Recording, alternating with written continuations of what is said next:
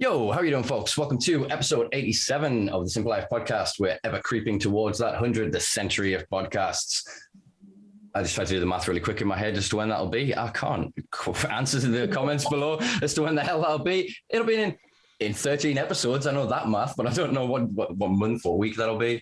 I'm gonna have to try and get a special guest, I think, for our 100th guest. Again, suggestions in the comments below, people. I'm always looking for new guest ideas, especially as we branch out into kind of wider topics and other kind of regions of conversation. You know me. I always like to have an interesting chat with anybody that's up for it. And I suppose that brings us on to the two boyos we've got in the room today, who are going to be the guests. I've been pestering these guys for quite a while, as many of you lot will know. I've been very much a fan of their event, their expo, and the entire ethos and that which Product Earth has brought to the UK cannabis scene for many years. And this year I've been lucky enough to be hired by these guys to be their community liaison representative. And I've been traveling up and down. You may have seen a lot of these posters appearing in head shops and hydro stores around the country, many more to come.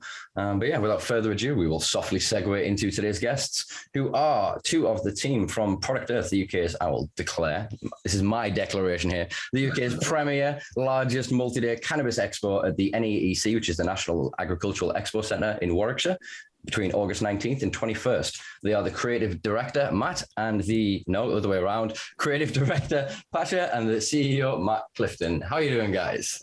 Hey, you're amazingly well. Great to be here, Simpa. Thanks for having us. Always, of course. Yeah, it'd be a hell of a way to start a podcast if I just give one of you a promotion there.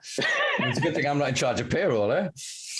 I don't want the extra work. I'll take the promotion, not the work. Yeah, all right. That's what we all want. We all want the titles, but none of the effort. Exactly.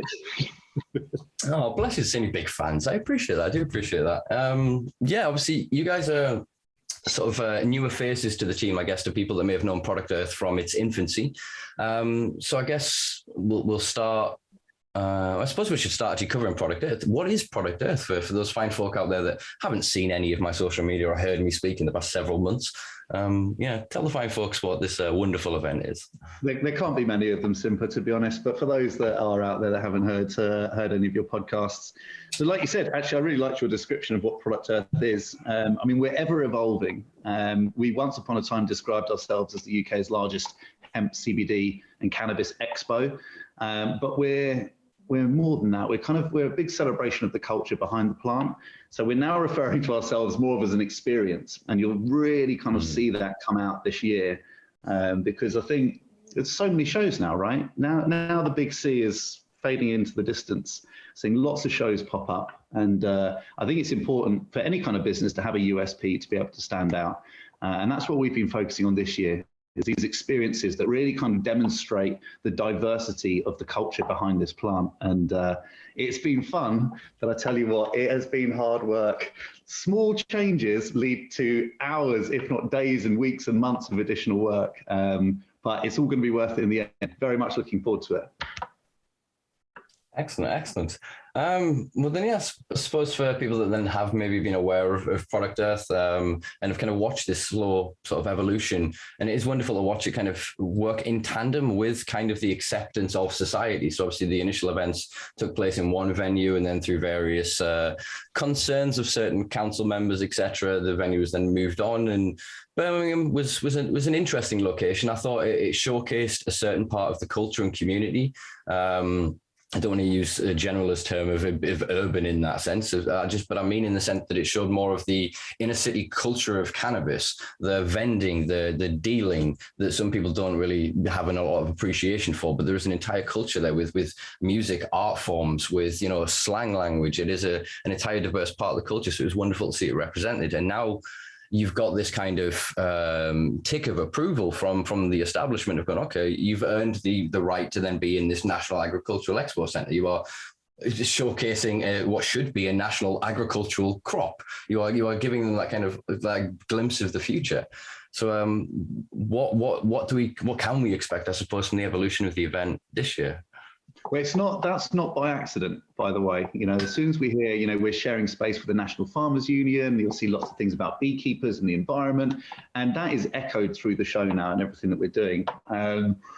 Things you can do at the show. I mean, there's so much of it. Pasha, you jump in if I miss any, but I was chatting to someone this morning, and even before the show begins in the morning, there's going to be 5 different things that you can actually go and do.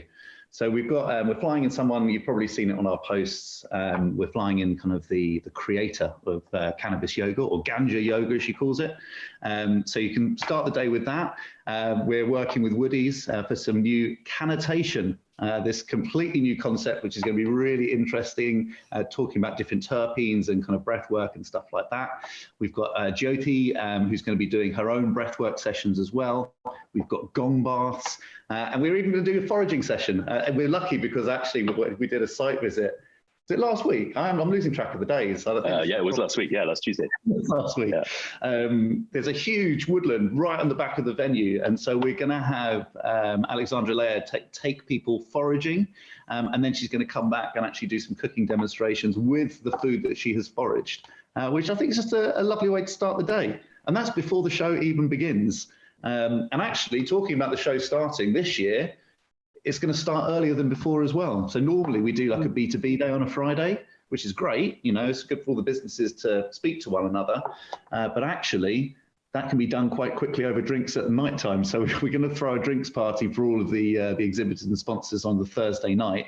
And that is when all of the campers can start arriving. So from, I can't remember what we said now, either 5 or 6, we'll make sure we get the correct information. On Thursday, yeah. The campers can start arriving from Thursday night, where the idea is to get everyone in by 10 o'clock on Friday morning.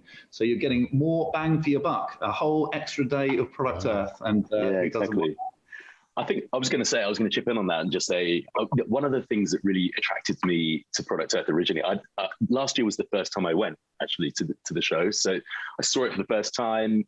Obviously, it was in a slight different phase because of the big C, but actually everyone sort of came out of this like really, really well, and people turned up in their droves. And I think the thing that really it speaks to me is like, technically it's an industry expo, but really that doesn't do it justice to sort of just describe it in that way. And I think that one thing expo. Exactly. And I think there's this thing here that Matt and I always, we always talk about this, and how, it's interesting coming from a marketing background and sort of reaching different audiences, that actually traditional businesses don't really talk about cannabis users or cannabis itself, but we really think that there's an interesting demographic of people who do consume cannabis. It's not just the kind of the ones that you see like stoners, the typical sort of stoner archetype, for example. There's all sorts of different people in different walks of life, and we've seen that now from all over the world where there's legalization. And I think that what we're trying to do always in the expo is just like reflect that, and reflect all the different lifestyles and the different elements that tap into the different audiences of people who use this medicine. It's not a one single thing. It doesn't serve one single audience or one single purpose. And so I think the show tries to reflect that a little bit. And that's adding all those experiences this year has been a massive part of that. And I think, last year there were a lot of people who, it was great because everyone was there experiencing and talking about stuff, but then it was kind of like, what do we do now? How do we express these things? And so now we're trying to bring different forms of art and different types of music and things, reasons for people to express themselves. Exactly.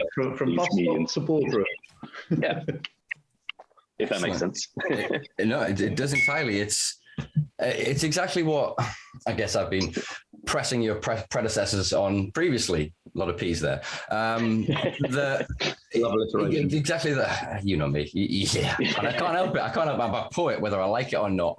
I just haven't written any poetry yet. I say, yeah. There you go. Just painted myself into a corner live on a podcast. Cheers, dude.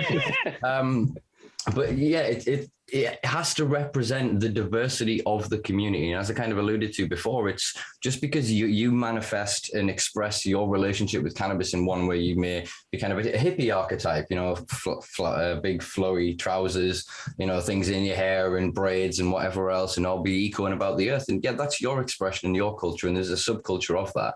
But that isn't to say that is what cannabis is.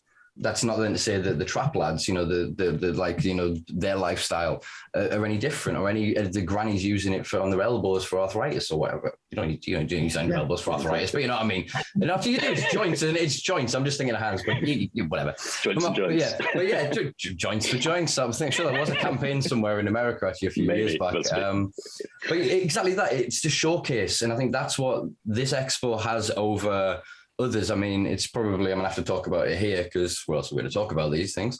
I was obviously at Cannabis Europa recently, and that's billed as an expo, and yet there were 20 stalls, if maybe that. There were 2 rows back to back, single stands, just pop up table, a handful of flyers, if that.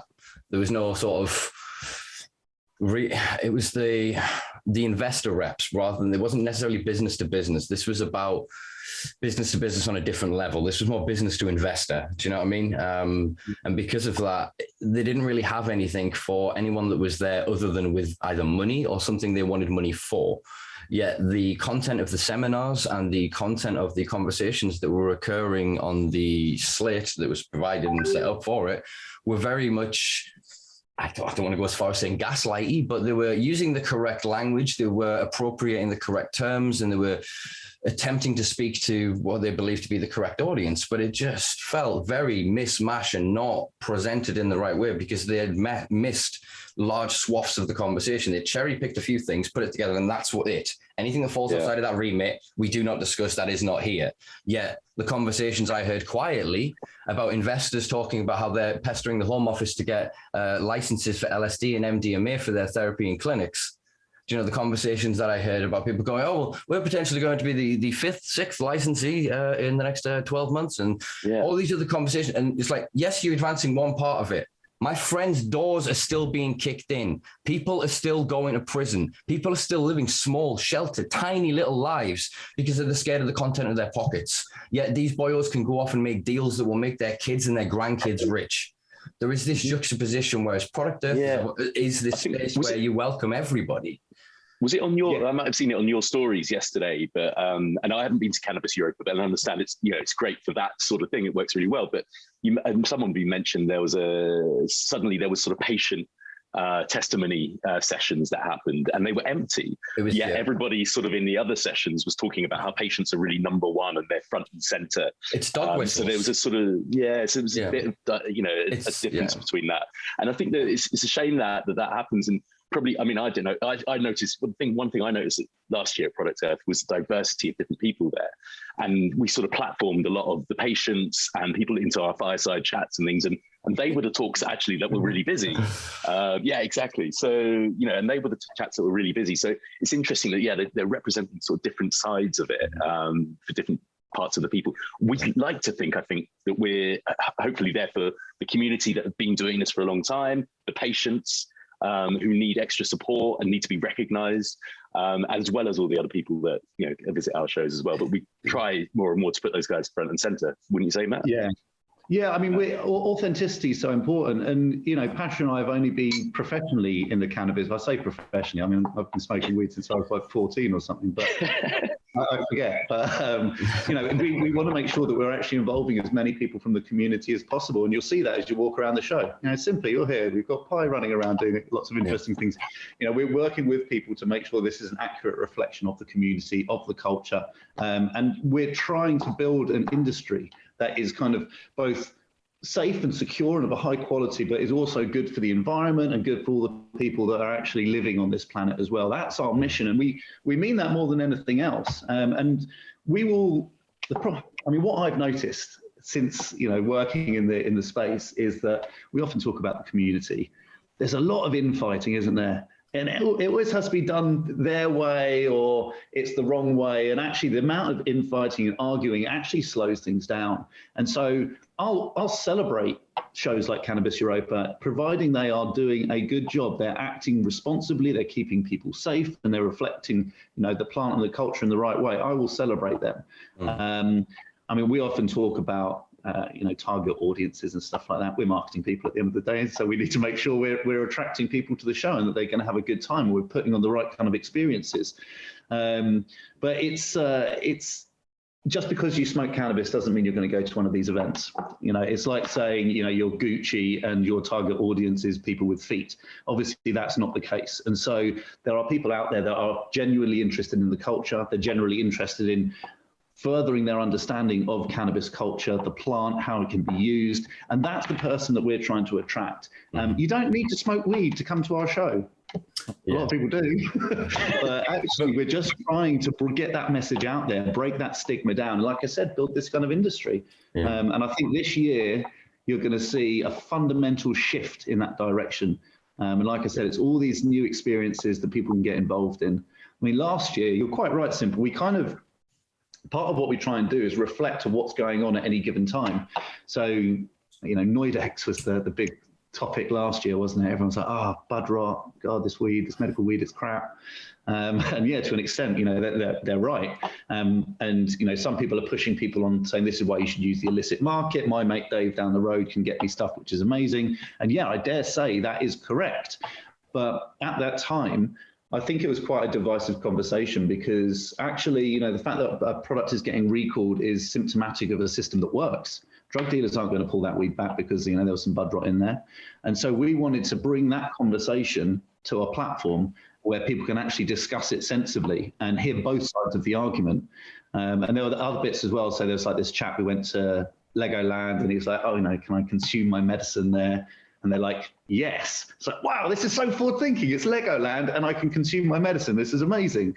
But then it's like, well, actually you need to do it over there in the smoking area. And you wouldn't have a diabetic going and sitting underground, under a bridge next to a heroin addict taking their medicine. So you shouldn't be forcing a cannabis patient to take their medicine in unsavory environments or surrounded by clouds of toxic smoke. And so what we did is we introduced these combustion zones. So, we're quite careful with our language. Obviously, we want to keep people safe. And so what we're talking about is no combustion in those areas. So you can vape your medicine, no problem at all. We're not going to hassle you. And that went down really well. And, we were warned, like, don't go down this route. It's very, very contentious. But the worst thing you can do is hide away from a conversation. You should have the conversation and understand both sides of it. That's how you move things forward. Yeah, and we had, the likes of drug science, David Badcock. I was going to say, like, actually, the experience that drug science had there, I thought really captured that a little bit, didn't it? Because they met so many people who were medicating with serious illnesses, serious illnesses, who were completely unaware that there is a legal route that they can access in the UK, as difficult as it may be, but they were unaware of it. And I think that, to me, is that's the kind of people who are coming to the show, and that's this type of thing they're learning there. Or there's much more beyond that as well. But it was interesting that. Yeah, I mean, I'll say this obviously to stand up for all sides here. I mean, that's still a potentially very limited marketplace. That's about 20,000 people in the country compared to the 5 million projected regular cannabis consumers.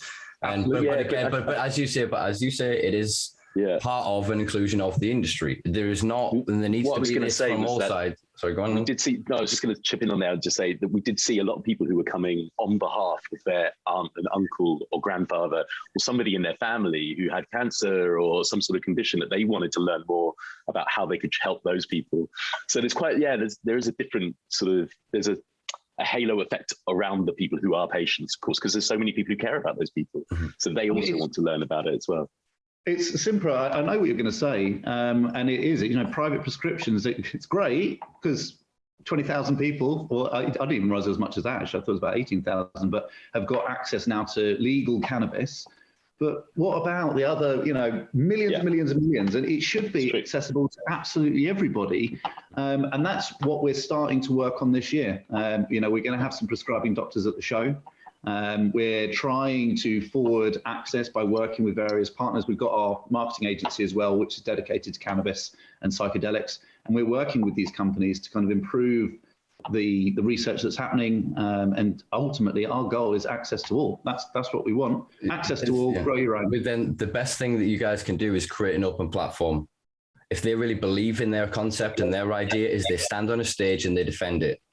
open discourse and dialogue. That is the only way we move forward. The volume of the conversations that I heard at Cannabis Europa, that they would never dare utter outside of those walls. They would never allow their true intentions to slip. To go back to Pasa's point, no, I believe it was Ruby Wright's Instagram story where she drew attention to the fact that the investors were there on day 2 in the morning, and all of the buzzwords were there of we're here for the patients, all of the derisive language like medical cannabis and all of these false misnomers that they've deliberately created as search engine optimized terms, marketing terms.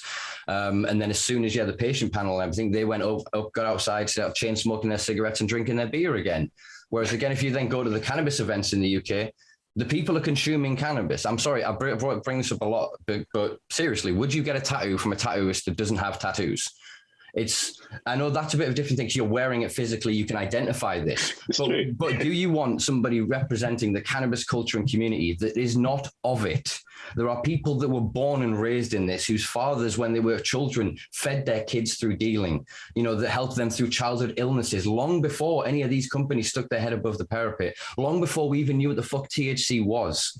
So there just needs to be this, in my opinion, this continuation of an open conversation. I mean, obviously, I'm basically plugging my talk at Product Earth here, guys. But basically, this is what I'm going to be all talking about, is this idea that it's not binary, it's not oppositional. Everything is spectral, everything in the world. And in cannabis right now, we've got the two extremes are gaining. So you have got the criminals who are willing to break the law through violence, that are willing to get kids armed on the street, who are willing to do godly things with this beautiful plant of ours. And then on the other side, you've got the unscrupulous vulture capitalists coming in on the other side. And the majority of us are in the bell curve in the middle, and we don't have a voice and we don't have representation. And one of the things, obviously, you guys are quite aware, because I'm pesty as every other day, that I'm trying to fight for at Product Earth is that space is there for these conversations, because it's all well and good these investor companies now coming in with novel psilocin compounds that they've created analogs from psilocybin and all of this, and they create these novel compounds, and they're going to create all these therapies. And yes, it's wonderful to the small minority of people who can afford it. Yet the lads that go to Wales every fucking year and pick in the hills, the Scottish lads that wander out of the city and spend a few days drinking mushy tea and just picking bin bags full, what are you going to do with them? What's going to, you know what I mean? It's where's the line here? And this is where I think it's wonderful in some ways with what you are trying to do with Product Earth. You are obviously aware of the world in which we operate, the limitations of legislation, the restrictions of current regulations, but you are trying to be as inclusive as possible. And I think actually it's not an exclusive act by creating a medicinal or prescription consumption space. It is representation for a part and aspect of the industry. And actually there is no favoritism in that, because the rest of the expo is then still, it's for all. And I think that message in and of itself is quite powerful. Obviously, yes, my issue and umbrance with the prescription system right now is the terrible quality of the weed. I do have a video and a blog that I'm producing at the minute. It's got quite an announcement in it and some stuff that we'll be talking about. But the majority of people that I've spoken to across the country are buying the pot. That is it. So they're happy for these companies to race to the bottom for £4.50 whatever a gram, because that pot just gets cheaper for them. Then they go to Dave and go, Dave, fill her up.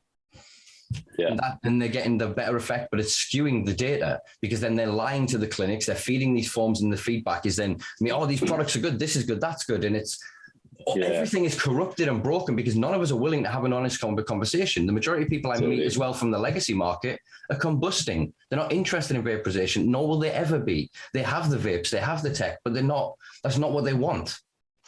Yeah, I think it's really interesting, that whole angle on it. And just to put my sort of view on that, I think we definitely see this in this industry, in that some people will say to us, you can't talk about anything but medical sort of conditions around this, because otherwise you'll get nowhere and nobody take you seriously. And to an extent, there are certain environments, I think, where that is probably the best method or the best way. Maybe sounds like Cannabis Europa was one of those places. But I think Matt and I don't know, personally, I'm probably a bit more like you, Simpa, in that I'm an anarchist. I'd like just crack all this stuff open and cause some trouble, because actually, as soon as you get inside the science, it doesn't make any sense, right?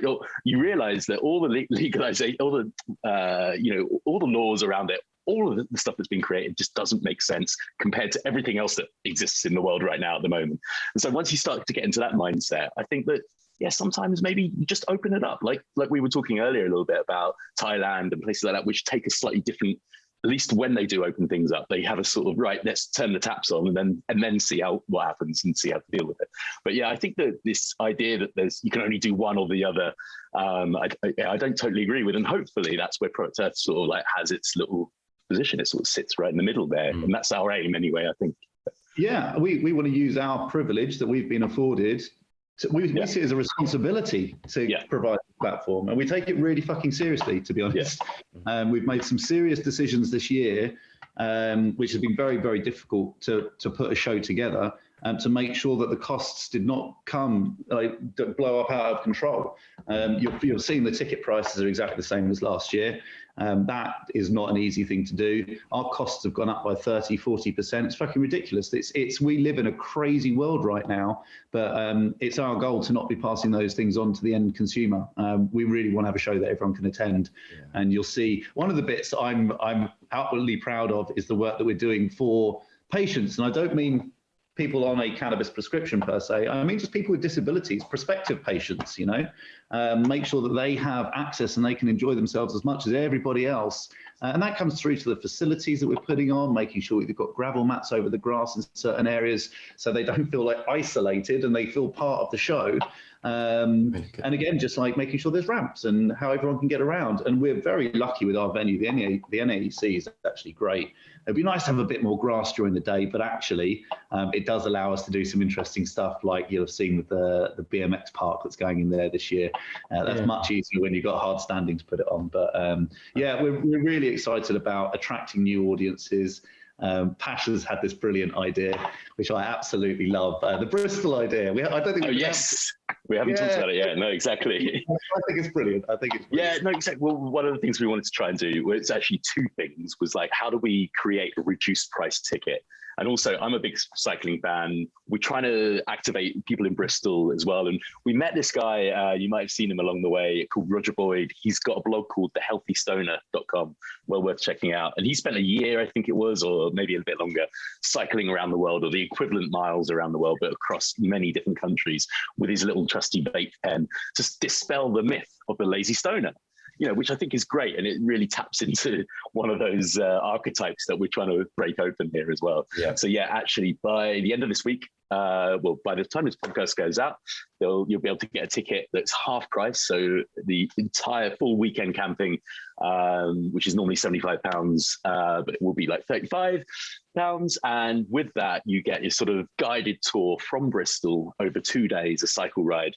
You get your camping involved, overnight camping before you get to the festival included in that price, and an evening meal. They're going to go to a curry house and get loads of food and stuff. So hopefully we've got a route for people who maybe don't want to spend so much money, but want to check it out and also want to sort of access, and use their pedals, use their legs to get them there as well. And the environment of it. And this is we're starting this small this year, and it's Bristol, but we're going to crack that open and sort of try and make it even bigger over the next few years as well. So this is just the beginning. It's interesting. Yeah, I'll tell you what, actually, it's a good time to say it though, Pasa. So if there are people out there that have groups of biking friends and want to lead a group next year, get in touch. We want to speak to you. Yeah, hell yeah. We know that weed and cycling goes hand in hand quite well, actually. So weed and everything goes hand in hand. That's true. I'm starting to believe that's why we evolved hands, to be honest with you. So the reason we have thumbs is just to get the roll, get that tuck. Yeah. But I think in the area of sports, obviously, there's been a lot of stuff around sports again recently, in the last year or so, tennis and all sorts of other areas like that, isn't there? But they know that like marathon runners have used it for a while, and it really helps with concentration. I don't know if anyone's trained for a marathon. I haven't, but a friend of mine did, and he said the most boring part of it is the hours and hours and hours of running you have to do before you have to do the hours of running. So I think that people are using it for many different reasons, as a distraction method and as a health method as well. So it helps their muscles and things. Yeah, I was just thinking on a silly side note there of other combustible drugs that you could use to aid in running. I mean, you could salvia and run for some dragons, I suppose. It's interesting, obviously, with the sport thing. I mean, it's a huge market. So currently, obviously, the limitations of various understandings and the opposition of things like the opioid lobby, antidepressants, antipsychotics, these are huge markets that have their own individual lobby arms within the pharmaceutical complex, they're currently very oppositional, obviously, to cannabis. Whereas as soon as WADA kind of goes, you know what, fuck it, we're done. We're pissing so much money up the wall, quite literally, with all these testing. Let's just let it go. I mean, you saw, was it Steve Davies or one of the British snooker players basically advocated recently that he said he wanted to do a drug competition on YouTube where the players take different drugs and play snooker. I'm not even fucking joking, honestly. I'll find the link. I've seen Steve Davis DJing, so it is Steve Davis. I don't know if I want to. Yeah, it must be him. I want to see him on drugs. We probably all have, right? I mean, I guess those guys. Exactly. That's again around the snooker halls, I guess. Back again, you think how boring of in a sport some of these things are. Again, it's like you've got baseball players out there that, if you know, hit home runs and shit with fucking LSD, and people like drugs. Dude, that's crazy. We're starting to understand that slowly as a culture in society. It's just the legislative and the moralizing arms of our society that are a bit. We're not sure. Of course, we've always liked them if we think about it, you know, and we've always been open about them, but not these specific ones. The problem is, it's not the drugs that are the problem. It's when it's not what you actually think it's going to be. That's when the problem is. Adulteration. The war on drugs is actually creating the problem. But I tell you what, it's funny that you bring up the sports thing, because this is our little reflection of how we're taking this on board. So we've got this BMX Invitational this year. Oh, yes. We're really excited about it. Last year. Skate park was great. You know, I brought my skateboard along. I may have consumed some medicine and then suddenly got really fearful and didn't go on any of the ramps. So I didn't want to break my leg. But yeah, people got involved. This year, but under the guidance of 414 skate parks, they said, look, let's do bigger ramps. And then, you know, everyone can do kind of crazy flips and stuff like that. So we've done that. It's still going to be open for people in parts, but we are flying in people in the BMX world from around the world to actually take part in this BMX Invitational. There's a prize purse and everything like that. And the format of it is going to allow people to take several attempts at tricks. So you will be seeing some absolutely like special tricks. But the secret sauce here is we've now got our own BMX team. So, you know, we're used to seeing Red Bull, we're used to seeing Monster sponsoring, all these kind of these teams. And the thing that triggered me recently is I'm not a football guy. I'm barely a sporty guy, you can probably tell. But when Ronaldo, he was sat down for a press conference and he had Coke in front of him and he kind of pushed it to the side. And he's like, Agua. And it's like, yeah, quite right. You don't drink a can of Coke and then go and play a game of football. That's nonsense. And so why are we celebrating these caffeinated, sugary, poisonous, horrible chemically drinks as part of sport? So we're now going to be, as a cannabis brand, sponsoring 3 world-class BMXers. They're going to be performing actually at our show and trying to challenge that. So rather than squashing the stigma, we're going to flip it on its head, because cannabis isn't bad. In fact, it's quite the opposite. It can play a very key role in a healthy, well-being and kind of exercise regime. So really looking forward to getting that out. I've been designing shirts for them this morning.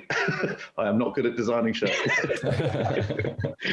Imagine them just being black saying Product Earth on them. I think that's the way it's going to go.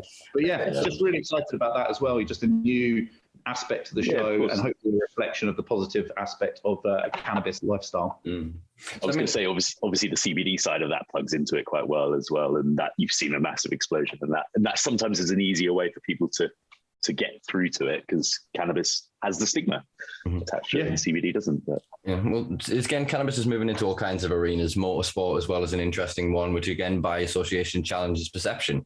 Obviously, you look at what happened with tobacco in Formula One, and what happened with the mirror whole facade in Ferrari, and how Marlboro really tried so fucking hard to hang on to some form of association. I mean, they worked out the logo they put on the back of the Ferrari. This is showing my F1 fanny gear, which is odd given my class. But the tail on the back of the Ferrari, they designed it so that at high speed, the color of it made you associate to the Marlboro colors.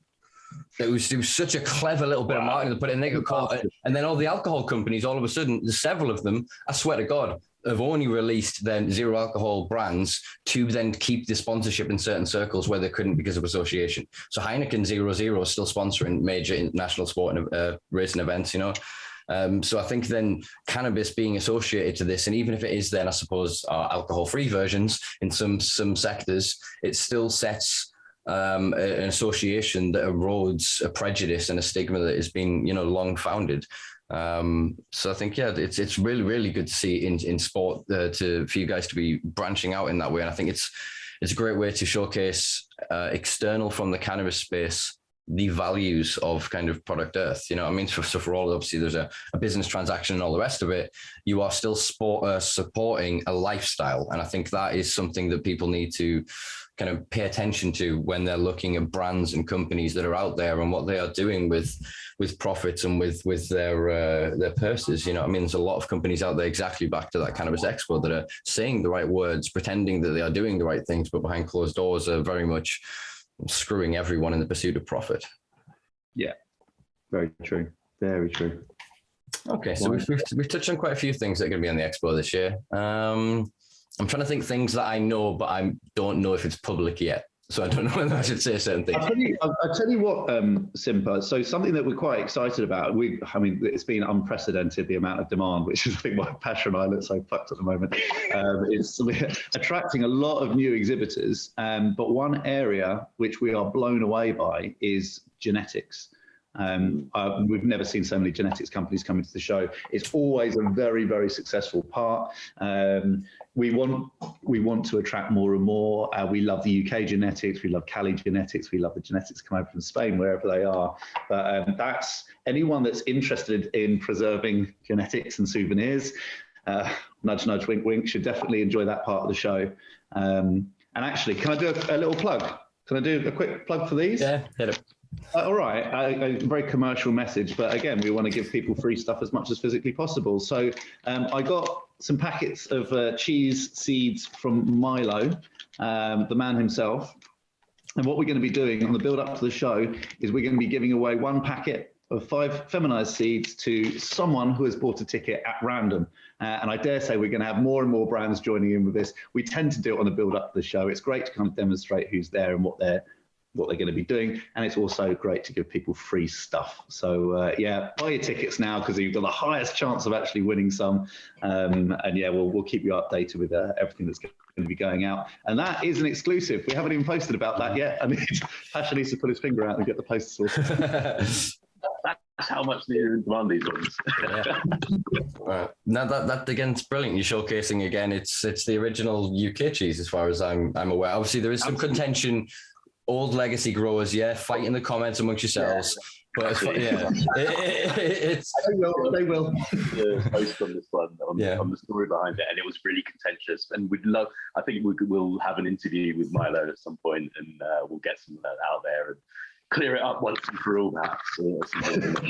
Again, it's transparency and honesty, and I think this is what Product Earth as an expo can showcase most, is the depth, the diversity of the culture, and to remember and to remind, first and foremost, these nascent novice individuals that are moving into this, that this didn't just happen fucking yesterday. Some of us have been at this a very long time, and I say that as someone that's only been doing it for 20 years. There's people living out at 40, 50, 60. That is their entire legacy. I think bringing people together as well. It's that melting pot, and from it, we all get to feed off that broth, man, and it'll taste good if we get the right ingredients. I'm very metaphorical, you know what I mean? Like, that was good though. That was good. I want to feed from the broth. Come on, let's do it.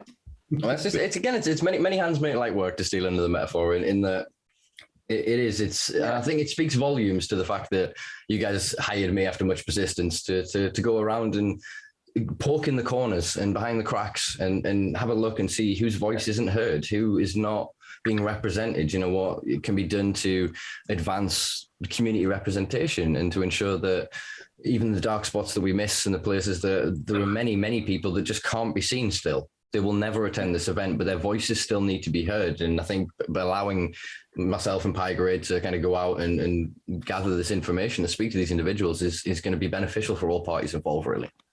Definitely. I mean, we're trying to, forward the entire movement, but you can't do that and leave people behind. And unfortunately, this is hard work. You know how hard it is, Simpa. And so it's good to have people on the ground, making sure that we're not losing kind of touch with the community, not losing touch with ourselves, and we're focusing on the right things. So yeah, I'm really pleased with the direction it's going. We've still got a long way to go. I mean, 6 weeks away. Oh God, it gives me anxiety thinking about that. But there's so many things that we're organising. Mills is back with our After Dark. I think that's quite a big area of development, actually. The After Dark village. We've got like an actual marketplace in there. You said you wanted a space for the community, so we've added another fire pit, which won't have fireside chats. So you can just hang around the fire pit now. We've got, and that is actually right outside the Smoky Tentacles tent. We're bringing in a shisha lounge. So people can hang around, have shisha, chat to one another, sit by the fire, have their community chats.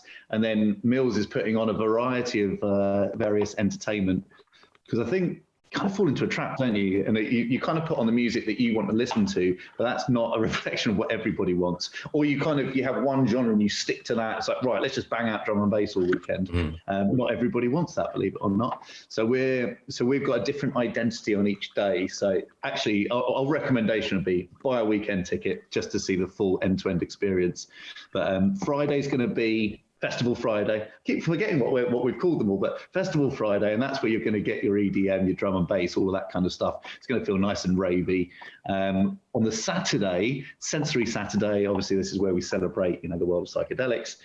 It's going to be a little bit more, for want of a better word, cabaret, where there's going to be performances, shall we say, and James Prophet at Mills, he's a creative chap and he's put some really, really good stuff on the roster. So I'm looking forward to that all coming to fruition.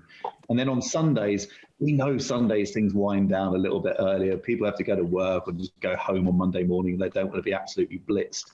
So we're going to do an outdoor cinema as well. We've got some Chesterfield sofas coming up so people can just sit around, have a chat, talk about what the hell happened over the last few days, watch some nice films and kind of wrap it up like that. So you will get this kind of slight evolution each day, and it's going to feel a little bit different, which I think is going to be a nice touch.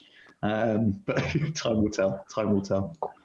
Excellent. So as well, that section, that area, we just like the shisha tent and giving you that space to kind of get everyone together, and things will be great because it's that breakaway spot that people want to go and chat and digest and debrief everything for those who don't want to go and dance. So yeah, I think it's going to be great. Again, the food. I was going to say, Simpa, the food. I think we got it right and we got it wrong last year. We got it right in that the quality went up, the queues were too long, the price points weren't great. So we've had a lot of work with that. That people have seen Neil from in any event catering. They've seen him on the stories. He's a funny lad, and we love having him part of the show. He's over doubled the amount of food vendors we've got. Much more diversity is there as well. Some people want to spend £20-25 on a meal, and they should be able to. And other people want to spend a few quid, and they should be able to. So, and some people want to eat salads. I'm not necessarily a salad eater. I'm more of a burger eater. But we've kind of got a little bit of everything for everyone. And so I'm really looking forward to that. And on the Sunday, we are doing a Sunday roast with an infused gravy, which could be quite interesting. Obviously, CBD. Interesting. Yeah. You've covered a lot of the points that were kind of worries or remarks made by people from sort of last year's show, and I think that again is brilliant. I mean, you think of the amount that you're actually providing this year, the fact that you haven't raised tickets, given that we're facing 10, potentially 11% inflation. I think it's monumental. Frankly, it's fucking monumental. And again, it's that spectrum. Yeah, there will be people still that £75 will be a fucking lot of money. I'm going to be honest with you. Going to cannabis show the other day wiped me out. That's 2 weeks worth of fucking food budget, everything. I've got now till I get paid again. It's the way a lot of people live in this country. And it is, as you say, the spectrum. Some people have and want to pay for and have that service. But again, I think in every aspect, as long as you can showcase that spectrum of societal access, that they already kind of have and they're expectant, it will welcome more people. Because like I said, and there's some good incentives out there, folks. Like, I mean, if you happen to use Simpa, for example, you can save 10% on your tickets. So they'll buy you a lovely meal at Product Earth now, we've just heard. Well, I think the best way is to go to Bristol, jump on your bike, get a £35 ticket, carry on us. A nice free camping spot. That's probably the best way. And just saving the environment. But there's so many costs to an event, and some of them are just unavoidable. The venue costs tens of thousands, security, tens of thousands. There's not a lot we can do about that. But, if someone's going to be investing the large part of what they've got as their disposable income that month, those several months, we want to put on as many different things as possible for them so they get the bang for the buck. And so if you can stretch to that 75 quid, we will guarantee you that you're getting a great experience and good value for money. And what we'll do is, like, we're working on more and more incentives to be able to help people get to the show, as Pash has been saying, with the biking being one of them. And if you've got ideas, we want to hear them. We love listening to feedback. Feedback's a gift, so keep it coming. Yeah, I'll make sure to feed you ones from the comments. I've got a few to run by you as well, actually, that I think may be reciprocally beneficial to yourselves and the end consumer. Love it. Which I'll probably not do on a live podcast, but we'll do later. But yeah, again, I think you're doing well by the amount that you're considering in other aspects. There's a lot of entities and organizations that were established at a similar time to Product Earth that I don't want to say has necessarily lost their soul or direction, but are not necessarily reflecting of the values they espouse. So, I mean, what is, I guess, the ethos of Product Earth moving forward? Like, it's we've quite got an awareness of what it is now, but obviously we're in a very highly transient period where as soon as Germany sorts its shit out, the EU is going to do something big. Scotland, at the way fucking Boris is going, they're gone. There's going to be some big changes that are going to cause the landscape of investment and of legislation in the next few years. So what is kind of the direction, the thoughts, the plan of Product Earth moving forward, if you can divulge such a thing? Well, it is difficult to divulge, just, because of the legality of it all. I mean, in my head, I've got this Bugsy Malone moment where everyone flips the tables over. It's just weed everywhere. I'd love to do that and kind of just, be a bit of a free for all, because even just with cannabis, I think we'll get into a world eventually where there's going to be this kind of low price crap weed, but it serves a purpose, and then you're going through to like your craft beer type of cannabis, and I think that will be something that Product Earth will be able to showcase. We'll stay rooted in what we're doing about being a reflection of the culture, being a reflection of the time, and education is always going to be deep rooted in everything that we do, because I think people either do know a lot, think they know a lot, but there's always more that you can learn, and not just about what impacts you, but also other people around you. Cannabis prohibition has impacted certain groups more than others, and I think that's often forgotten.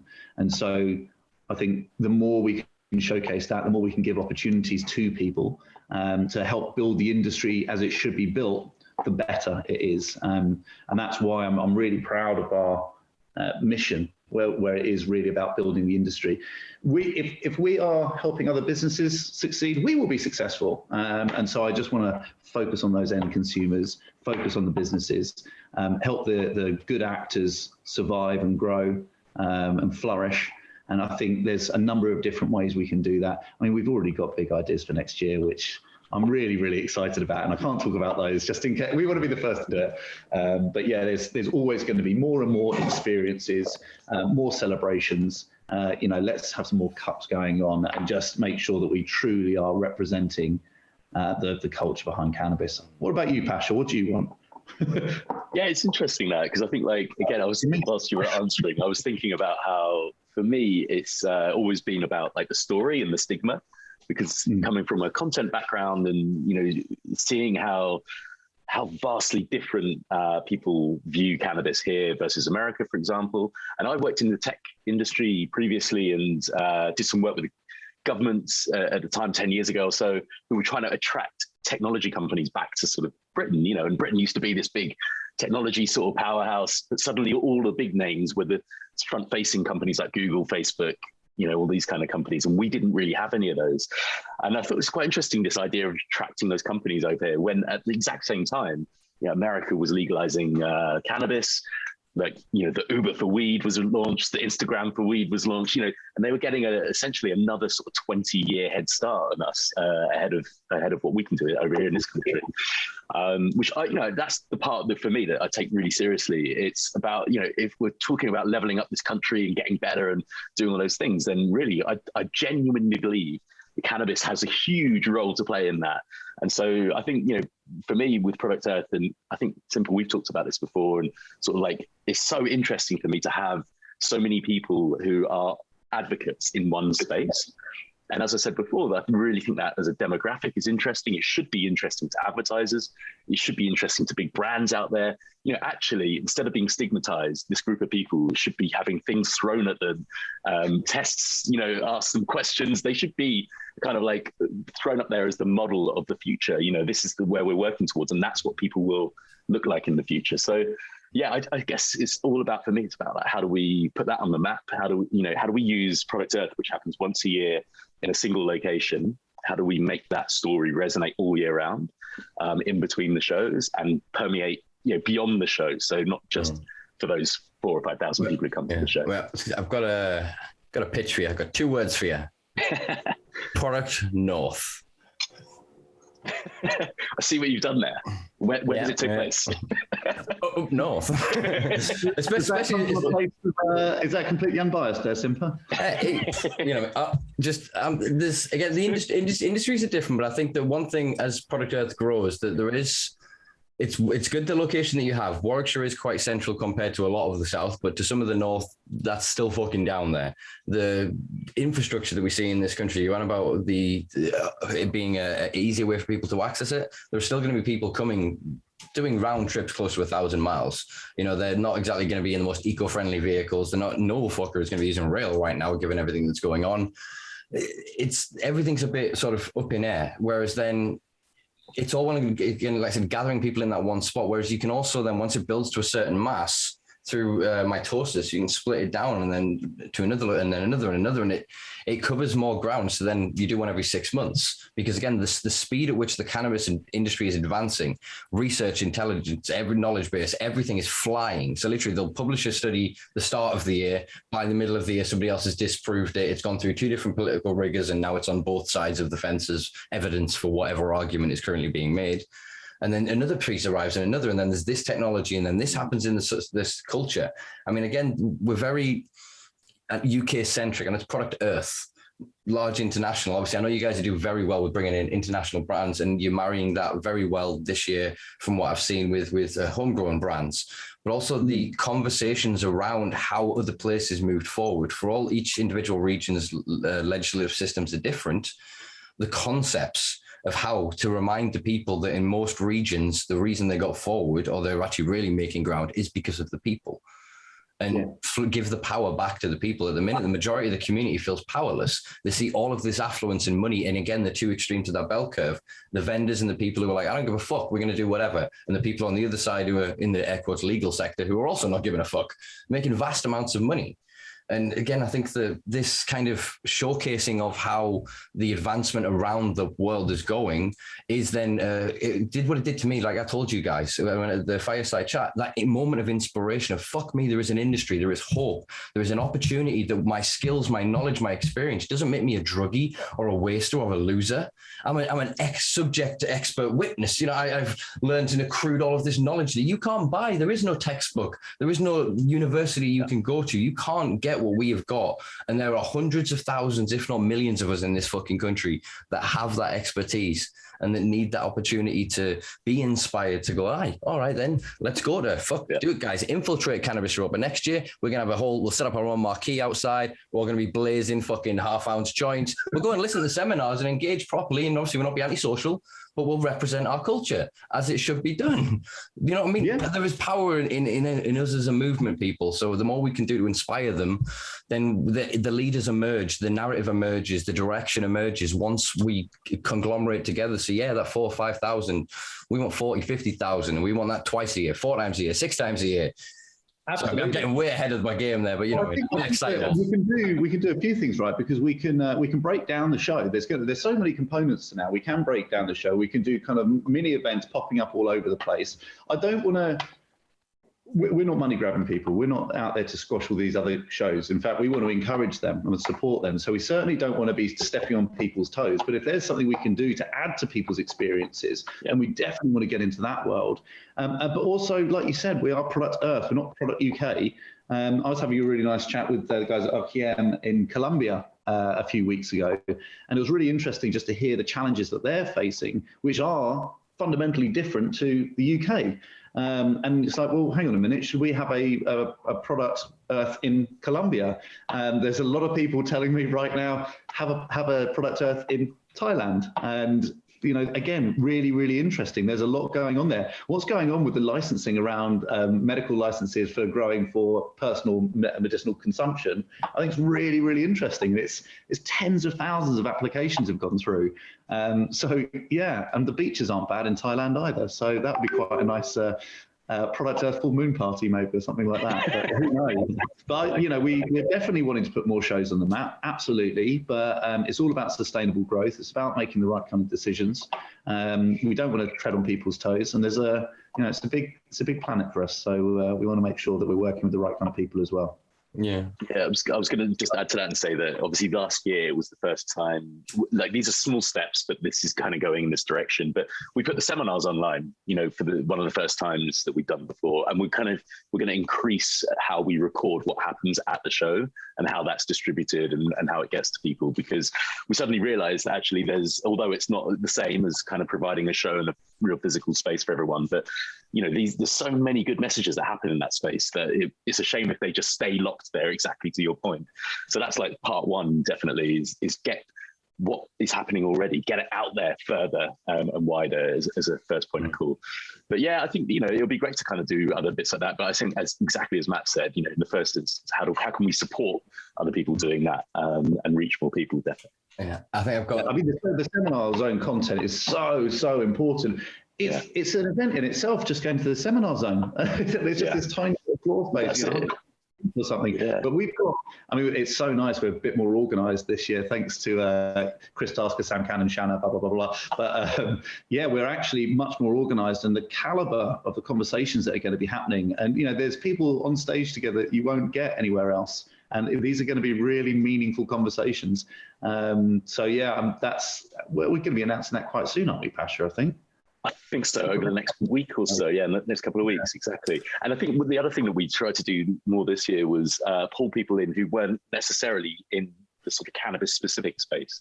And that sort of works both ways for us. We've got a speaker who's a chair of the Soil Association and various other sort of legitimate groups that are in these sorts of places, and people who will eventually have to take some sort of view over these things, and so bringing, I think, some of that part of the world into this space, I think, is also really important to show them, and vice versa, that it's okay. They can sort of operate there, and the people are nice and normal, and they're quite smart actually, and they've got a lot to say and a lot of knowledge, a huge amount of knowledge. And that's, as you said, Simpa, this stuff isn't written down anywhere else, so it really is passed over. I think that's really important, Pasha, as well. When we've got, I'm just thinking about the medical side of things now, we're going to have brands there which are probably a little bit reticent to join a show like Product Earth because they're worried about a backlash. And the fact that they have got the bottle to actually come and represent their companies and speak to people, I think they should be celebrated for that. You may not agree with what they have to say, but they are coming out here and they are willing to kind of engage with the community. And to educate where they possibly can, and to listen and to learn for themselves. I was going to say, and to be educated, because if some of these brands are the brands I'm thinking of, then they really do need to listen a lot more at this expo than they need to go, here's a flyer in our sales pitch, here's a flyer in our sales pitch. If there's a genuine and they are honest and they want to be there, then fuck yeah. I've been blown away by it, honestly, and I won't call them out just yet, but it's the names that you'd probably expect to be the evil guys. They have been very much like, we're actually looking at Product Earth as a place to learn. Come and listen to the real people. And I've been blown away by that. It's this showcase. It is evident then of the Product Earth is a showcase of the industry. You can come. So literally, if you want to know what cannabis is in the UK, I would recommend Product Earth because you do showcase every aspect. I'm going to put you in a slight bit of a hot seat with 2 points here, which I don't know. I'm sorry if there's a rough bit of a screen going here. I've pissed them off and I've had to edit this out. There's one thing we've gone kind of back and forth on, kind of privately, and I'm going to kind of put you in the hot seat and kind of like, we really need this. A community recording space for people like myself off floor, to then, if these people are going to be there and willing to have conversations and debates and discussions where we can go and have you can put a nice Product Earth big media wall and all your partners and they can pay for it and sub it. and just with the equipment that people can use, soft furnishings, and have these conversations to put out in their other platforms. This conversation doesn't just need to happen over 3 days. This needs to happen 365 days. And this we are one step ahead of you, Simpa. Right, here we go. Gives the announcement. Here we go.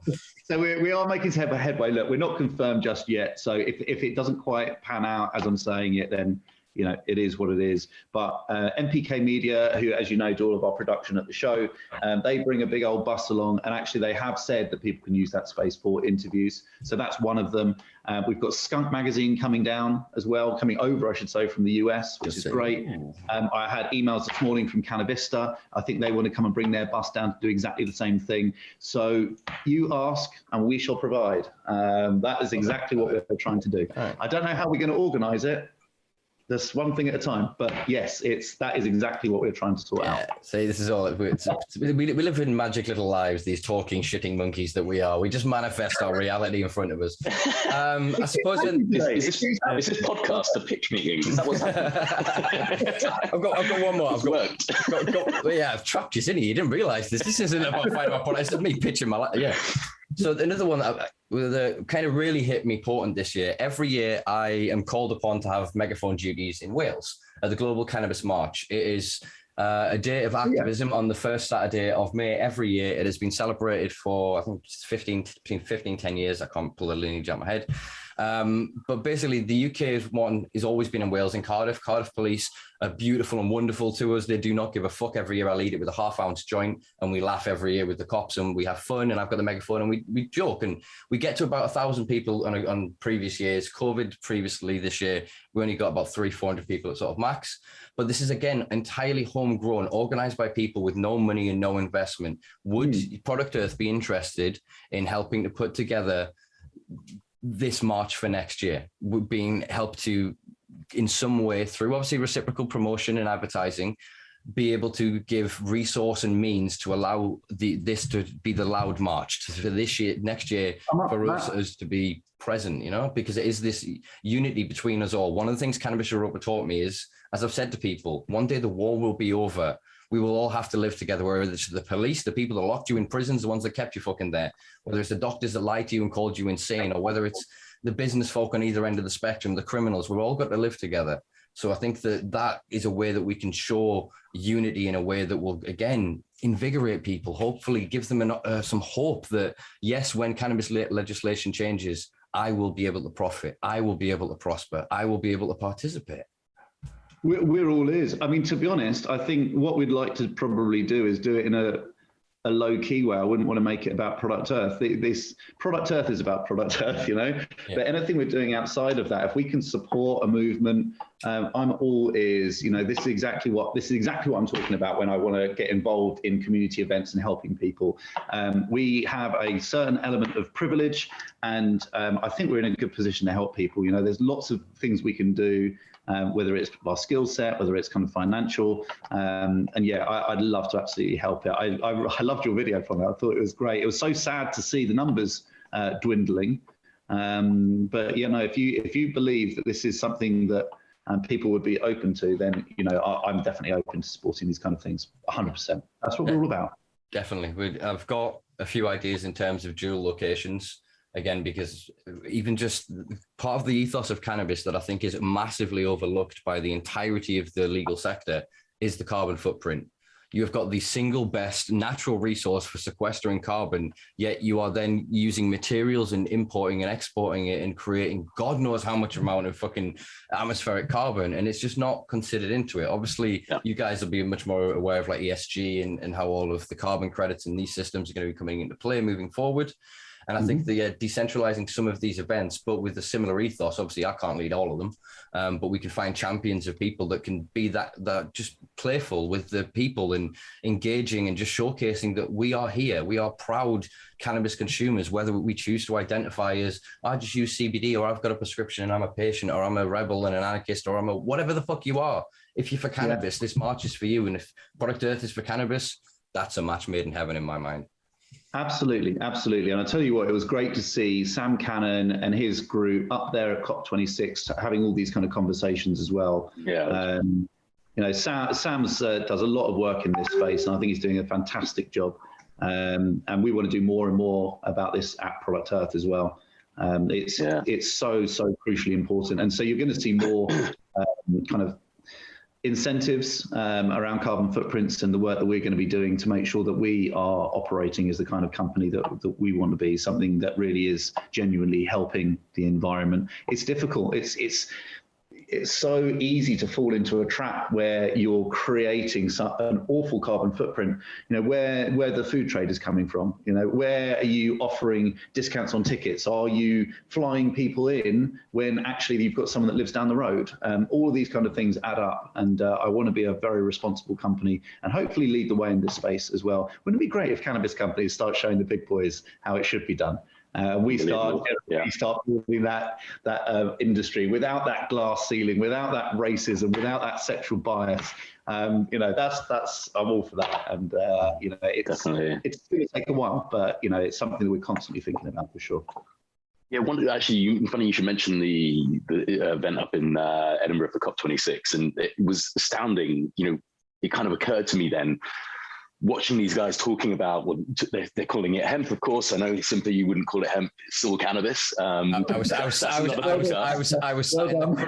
in the crowd pointing this out to everybody, quite annoyingly for some people. But sorry. But continue. The thing is, it's the same issue that I used around the stigma and around the understanding of it again. So for me, it's a communication issue.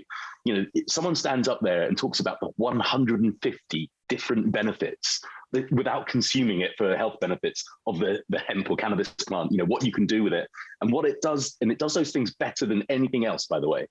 And it just doesn't sound true. It doesn't ring true unless you understand it and you're inside it and you work in this every day.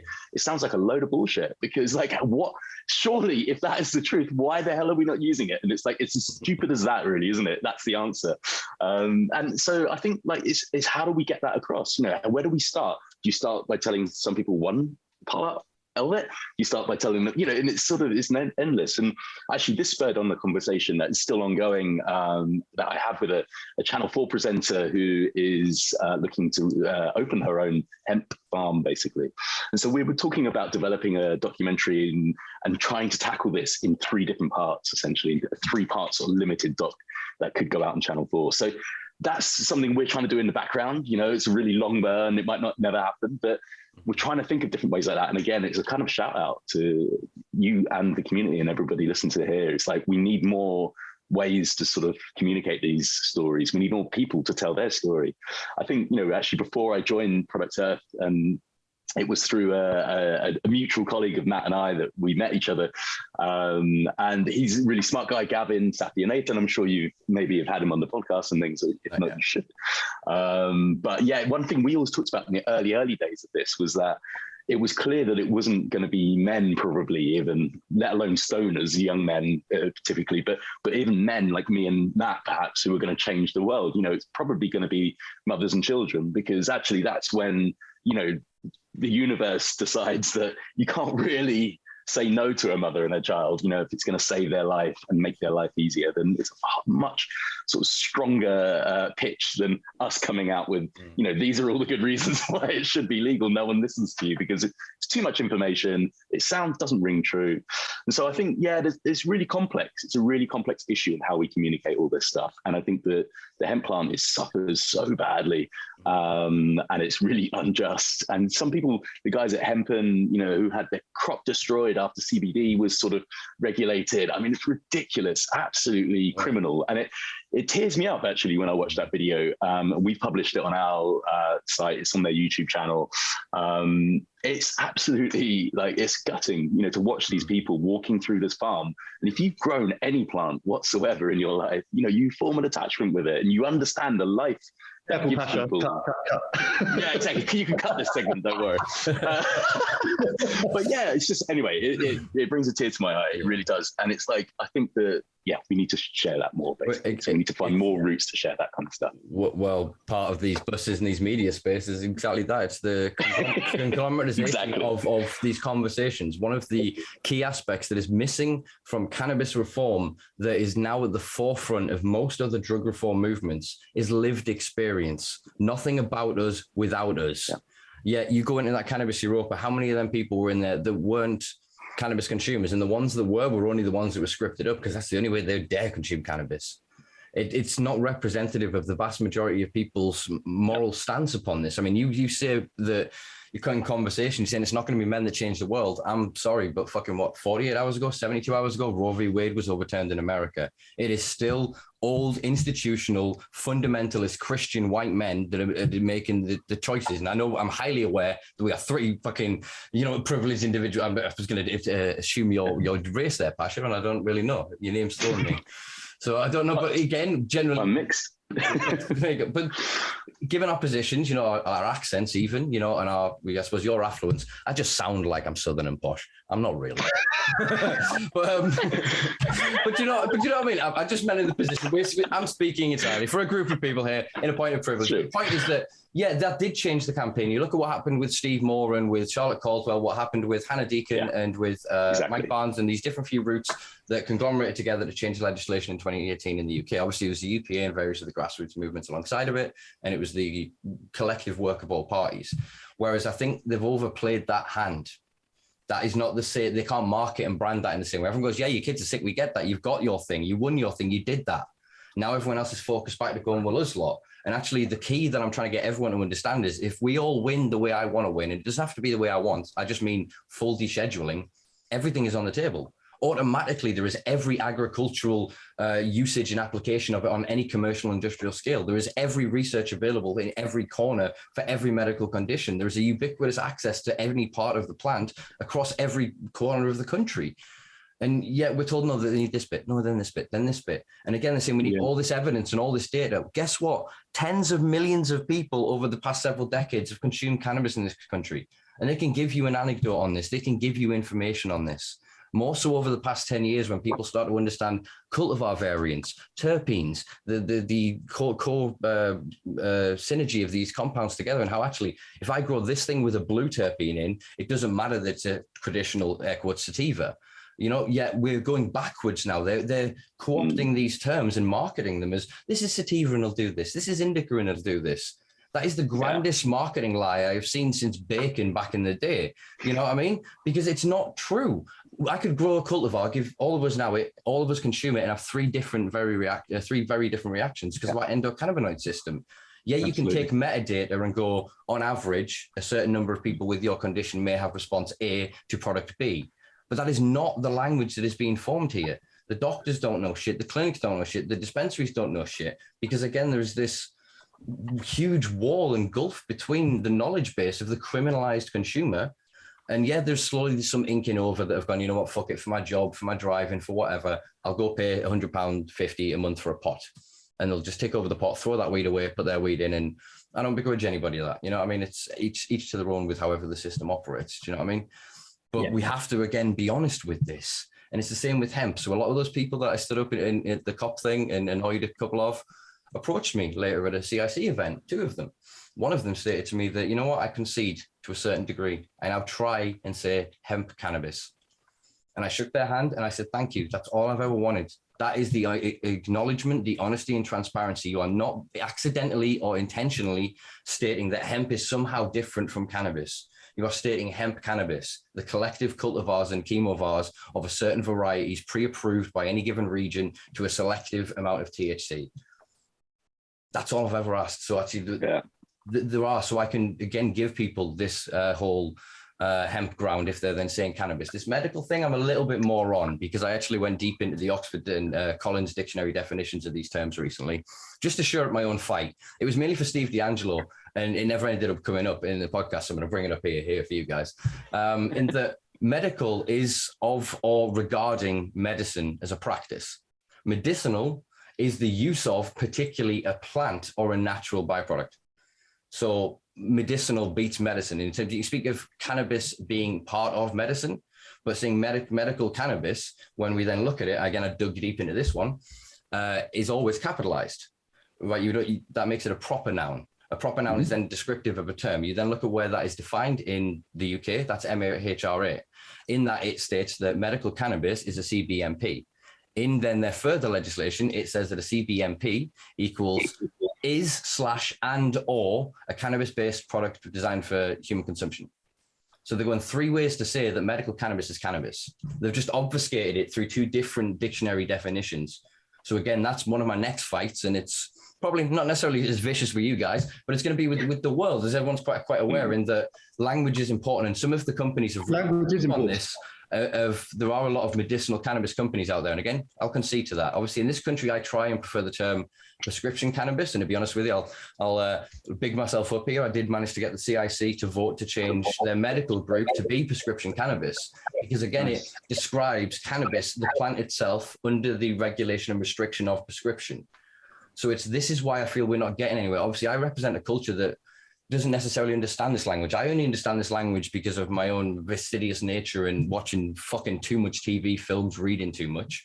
You know, I mean, it wasn't through an active education I accrued this skill set, but in doing so, I can see what they're saying when they're dog whistling on that stage and they're gaslighting my friends and they're gaslighting my colleagues and the people around me. Somebody said on my Instagram, they made a comment of, well, of course, what did you expect? They're vultures. And my response to this was, yeah, I expected them to be vultures, but I didn't expect such willing corpses. And I don't say that in begrudge or hatred or dislike or disdain of anybody else. I just mean that their naivety and their marketability makes them cannon fodder in a war they don't realize they're in.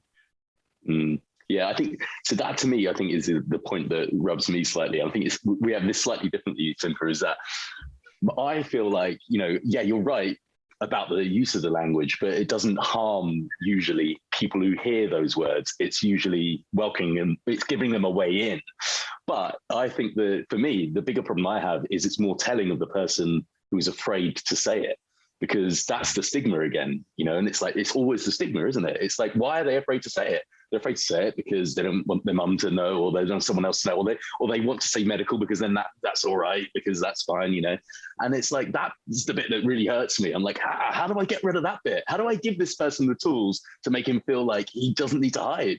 Like, that's kind of, yeah. So that's the bit I kind of get really hooked up on. But yeah, take your point, totally. Yeah, language is extremely important. Yeah, it's the medicinal aspect, because I hear from vendors and dealers, and there are some, unfortunately, unscrupulous motherfuckers deal weed in this country. Not by a long shot, all of yous. I'm not saying that, and I'm not going to get bothered in anybody's personal politics, but there is a reason that we are removing spice. There is a reason that we are finding product that is fucking moldy. There is a reason that we are finding issues with just shit thrown in tuna tins and Mylar bags that are not even close to what the hell you are marketing at a 400% increase. There are unscrupulous practices on both, again, extremes of that spectrum.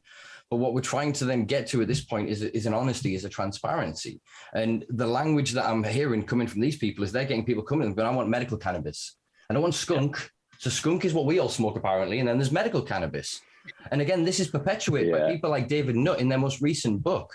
Whereas if you look at their definition of what then skunk is anything over 14% THC with less than 2% THC, CBD. That is the vast majority of products being prescribed now is medicinal cannabis. And so I'm not asking for a concession. The concession I'm asking for is medicinal rather than medical, because then, yes, it is produced to a medical grade, but actually, and I'm trying to find evidence for this, and no one at the clinics wants to talk to me. So if one of you do, please hit me in the comments. GMP, good manufacturing practices. The rumors that I'm hearing, there's a facility not far from here, 20 miles or so, Warwickshire. They basically import, inbox everything. They then put it into good manufacturing practices. It's how it's packaged. That then hits that qualification criteria. It's then put in the tubs. The labels for each clinic are put on, and then it's posted out by DPD and DX and other inland distributors. And so this whole lie of going, no, we produced this under this no. They're saying again, they've produced it under this, that manipulation of language again, whereas it's not. And I'm a stickler for it. And some people kind of go, yeah, whatever, brah. But I'm happy to beat this drum for the next 10, 20 years, because I'm going to be proven right. In the same way with even strain is another one that we have to try and deal with, but it's a hard fucking conversation. I get that. But we have to try and get ahead of the curve, especially if we want to be taken seriously by academia, because for all they will still say the wrong words and go marijuana, this and whatever, every time they write that in their folder that goes down in permanent record, it is the correct nomenclature. It is exactly the scientific term removed from any of the stigma. Yeah, definitely. I wonder how much of that, particularly the medical part, is coming over from the US as well, where there is, a different system of working, and like people talk about medical grade some of the new cultivars that are coming through being medical grade. What does that mean? I don't know. Maybe that it's just that someone was in a lab when they did it or something. I don't know, whatever. It typically means a higher CBD in the cultivar in certain marketing groups. Yeah, exactly. But I think people are using it here sometimes because they think that means American strains or cultivars, and I wonder how much of that sometimes just gets in the way of stuff like pop culture stuff over from America is happening like that. And I don't know, there's good and bad sides of that. I think we were talking earlier about that, the international element of Product Earth, and also one of the things I'm really excited about this year is getting Puffco over as our medical sponsor. Absolutely. Yeah, and I think look, for me, this is those different reasons, right? Because again, coming back to that image of okay, how do I inspire the next generation of people in Britain to be the biggest brand owners or designers or makers of cannabis brands and things like that? How do we do that? And at the moment, really, it's those companies in America that are coming over like Puffco who are looking like the Apple of that world, and designers are sitting there going I used to just smoke weed, but now I'm wow, I want to design a product that goes in this industry, or that becomes a label on the thing or whatever. And it's that I don't think hasn't really necessarily happened before in this country. So I'm gutted that inspiration is coming from abroad, but I'm happy for the inspiration, if that makes sense. I think it's powering people up. Yeah, I think genetically, as in terms of breeders and whatever else, we have got a huge industry of people that have created some very reputable brands. The vendors as well. There were some of the vendors, for all, again, they are criminalized, not necessarily criminals. I don't know them personally. I don't know what they do in their personal lives. Maybe they do break the law in other aspects, and I can't speak to or defend that, nor will I.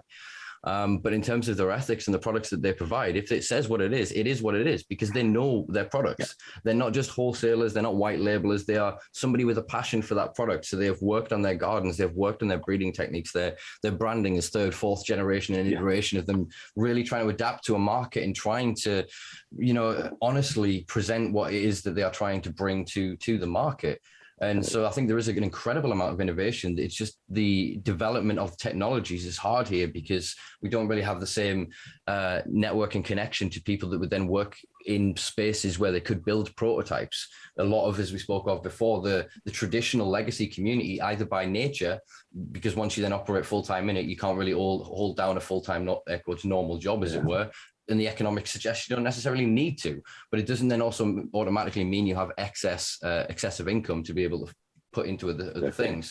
So I think that, again, as you say, Product Earth showcasing all of this technology. What I'm quite excited to see, for all this didn't want to turn into a plug for Puffco, is that I know we never tried to be a plug for Puffco, but you can't help it because their stuff is so cool. Well, it's their pipe. I want to see their pipe. They're all my. Neil's got one. Our F&B director bought one. So they're actually here we go, another shameless plug. Pure Sativa. They're actually stocking them right now. Yeah, exactly. And it's coming to the show. And actually, we were just talking before this. We've got our glass blowing zone. We've got all the artists from the glass blowing. Wait. I need to ask right now. I haven't checked the floor plan yet. I love you guys and Monkey Nutrients, but please tell me I'm not next to them because I do not want the backdrop of their music in trying to. I've seen it. I can have it. Don't worry. Wait, I can have it. No, I've just remembered. I can have it because I'll be in one of these many buses recording plenty of my content. Exactly. And if you're not, you're very far away. I've checked the floor plan. But yeah, looking at glass blowing this year, and we were like, this is amazing. This new product has come through. Everyone's hyped about it. We're all buzzing to try it. So all the artists have got first upfront units. They got the units before anybody else was able to buy them. And we're going to be sort of telling the story about how they, consume it and see it, what they think about it, and how they then design a piece of glass that we will then be able to buy at the show, essentially. And we're really excited about that. Pasha, isn't it actually they're going to start it now? We're going to be filming from next week, and then they're actually going to finish it at the show. So that's the idea. There might be some timing plans on that might thwart it a little bit, but there should be some pieces that we'll see the making that arrive there, definitely. And that's kind of the idea. And that's the thing. It's this is happening now. There's there is new technology dropping in the way that an iPhone used to, and people queue around the block. And we want to we celebrate that and just make the most out of it, and in a creative way as well. So yeah. We've got actually Simpa. That's something that we've publicised a little bit, and it's actually been well received. But we've got this new business zone as well. That was just what I was about to segue into. Yeah, you're a natural, Matt. You're a natural. It's we're going to announce who's been successful, I think, next week. But one of them, I've just fallen in love with. I'm going to be spending all my money there, I think, where it's kind of like all these kind of antique pieces of, you know, ceramics that have been kind of transformed into bongs, and they look like they would sit really neatly on your nan's counter, and they are absolutely stunning. And it's all about kind of like breaking down the stigma and just having them as nice pieces of art, because that's really what all these water pipes, bongs are. Yeah. You actually nowadays you can just have them all on your shelves and stuff like that, because they just look beautiful. The craftsmanship that goes into them, really, really nice. So yeah, we've got really good stuff coming out in the new business zone. And actually, as far as artwork goes as well, another one of Pasa's lovely ideas is we are going to have this kind of art gallery. And so we've got people supplying all of their artwork. And we're doing like a silent auction way of doing it, so people can actually buy the artwork. And, you know, artists don't make loads of money. They struggling artists, those two words normally go hand in hand. So anything we can do to kind of support that and give something nice for people to look at as they're walking around the show. And you know, we've already been bombarded, and we want to take as many in as we possibly can. Some just really stunning pieces of art. It's just another component to the show that I'm really looking forward to. Yeah, exactly. Excellent. There's something I don't know if you. I know you haven't announced it yet, so I'll probably miss that. That's all right. We can announce it. There was something else you were going to look at setting up, something along the lines of a former BBC show. BBC show. Oh, right. As part of the new business. Yes. Zone. Is that something that's coming to fruition, or? Sorry. Yeah. Okay. I'm trying to be tactful there. I didn't want to do anything. They said they were going to do this. Get them. Pitchforks, like the torches. Get them.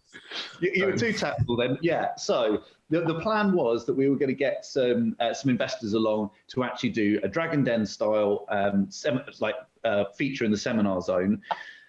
It's difficult, right, to find the right kind of investors to bring to the show, to sit them in front of these people. And what we've been doing with the applications, we've been asking them, are you ready for funding? You know, is this something you're actually shooting for? Most people are saying, no, we're not actually looking for funding. What we're looking to do is sell our products. We are right at the beginning. And a lot of these things, you know, these typical institutional investors aren't going to touch, which is a real fucking shame. There is a job for education for us to work with these investors. What we have done is we have invited a lot of investors.